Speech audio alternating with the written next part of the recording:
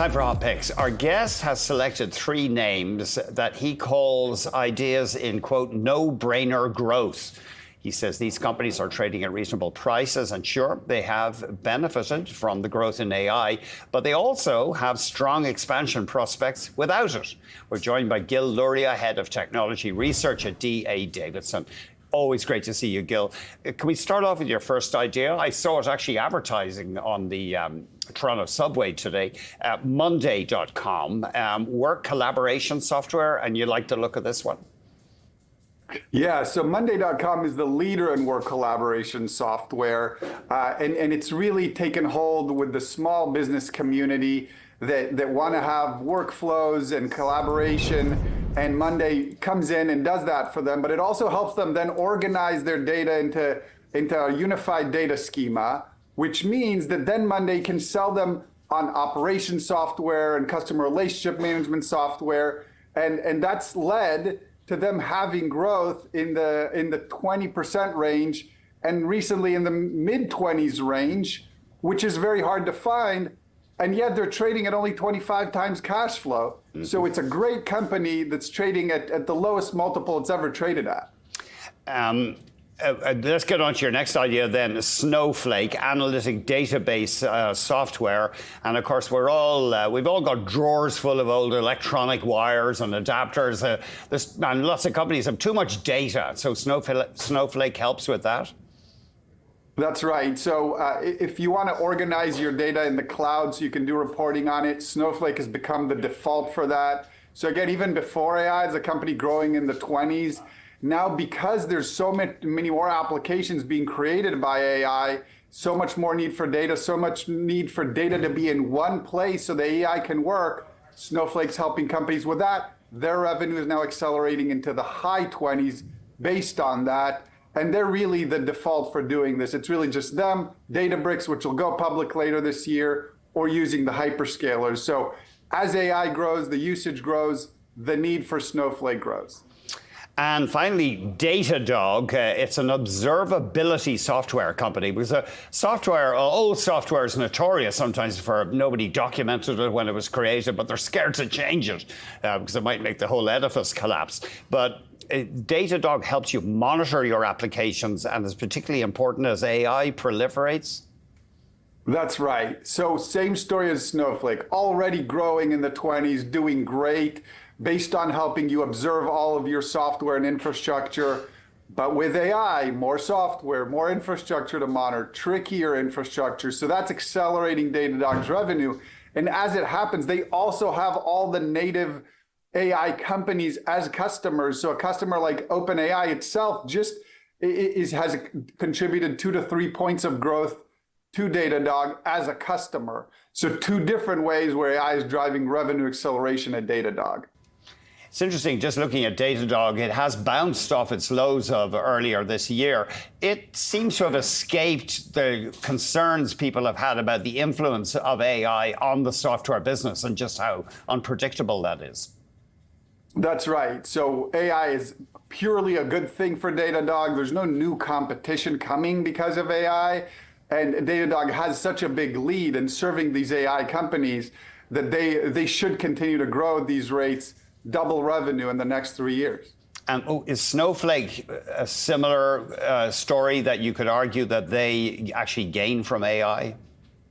Absolutely. So in order to, right now, companies, to your point, have data all over the place. You can't use an AI tool broadly if you don't have the data in one place. So all these companies are now going through the exercise of saying, well, let me just take my data, put it on Snowflake, so then I can do the types of AI analytics and reporting and use the new tools based on that data. I can train it on that data, I can use it on that data, and then eventually I store it again on Snowflake. It is interesting. I wonder, as customers, we'll be dealing with companies more and more, just their AI agents, a person not involved at all. I mean, we're already there with the algorithms at many big companies. I wonder, will companies take responsibility for what their AIs do and tell customers?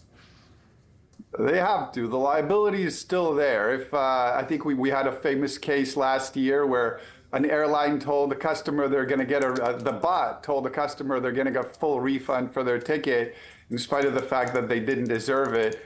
And the airline has to live up to that. If the bot promises something, the bot has to deliver. The company has to deliver. It is responsible for that. The good news is these tools are getting so much better. They're making less and less mistakes. The companies are getting more sophisticated in how they use them, what guardrails to put on them. And so we will see a lot of more consumer interaction with AI tools. They're getting better. The voice is getting better. It's getting less robotic. Sometimes that's a little creepy, but it still allows us to get customer service a lot faster than having to stay on the line for the next available representative. Actually, that was Air Canada, February of 2024. It misled I didn't a want customer. to throw them under the bus. It misled a customer. The AI chatbot misled a customer on bereavement fare policies. But initially, Air Canada said that, in fact, the bot didn't mislead the customer, but he won in small claims court. I got to ask you about this. I'm not sure how much time we have, Gil, but it's a great story in Harvard Business Review. Apparently, the English language has a new word, and it's work slop. And this is content generated by employees who are phoning it in. They just put some lazy prompts into AI and it throws up these pages of garbage and presentations. But the problem is somebody has to read it and go through it, and people are wasting hours in some cases fixing this stuff, this work slop. Yeah, that's a new thing. So what AI does, it amplifies. If you're good at something and you use AI well, it'll make you that much better. If you're not as good, it'll just make it that much worse. If you remember the first Captain America movie, right? That serum made Captain America, who started off as good, being unbelievably good. It made Red Skull, who started off evil, a threat to the universe. So AI will amplify us. If we do good work and we use AI well, it'll make us hugely productive. If we do the other type of work, it'll make us that much worse. And Amazon apparently is fighting just a deluge of AI books, just crowding the marketplace. Fake writers, and I'm sure the same is happening with music, just this fake stuff. It's so easy to make. Well, that's right. And we expect to see that in the streaming networks as well. You better believe Netflix is going to start developing shows with AI because they know our algorithm so well. Yeah. They'll do shows that combine all the other shows we've enjoyed and make new shows that look as a combination of that to appeal directly to us. We're going to start seeing mass customized media. So the slop is one thing, but the good news is that AI will be able to learn our individual tastes and make content that's specific to us and what we need. It'll start off as slop, but it could end up being something that we find very engaging. Gil, thank you very much indeed.